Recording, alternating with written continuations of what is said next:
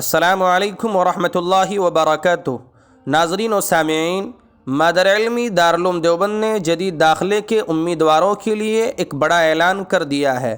جی ہاں، ان طلباء مدارس کے لیے جو سال مادر علمی دارالعلوم دیوبند میں داخلہ لینا چاہتے ہیں، ان کے لیے یہ بہت بڑی خبر ہے اور آج ہی اس پر عمل درآمد ہونا ضروری ہے۔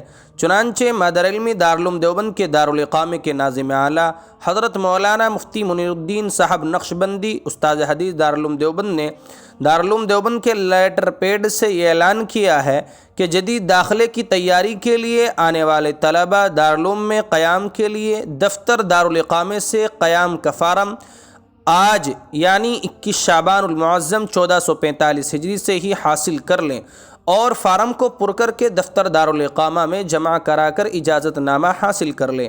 اس اجازت نامے کو ہمہ وقت اپنے پاس رکھیں، کسی ذمہ دار کے طلب کرنے پر فوراً دکھائیں۔ جس کمرے میں قیام کریں اس کا حوالہ فارم میں دیں، مقررہ جگہ کے علاوہ قیام نہ کریں اور کمرے کے باقی افراد سے تعارف حاصل کر لیں۔ غیر متعلق طلباء کو یا شہر کے کسی شخص کو کمرے میں داخل نہ ہونے دیں۔ کمرے کو خالی نہ چھوڑیں۔ فارم پر اپنا موبائل نمبر ضرور لکھیں۔ اسمارٹ فون استعمال نہ کریں، پکڑے جانے پر ضبط کر لیا جائے گا۔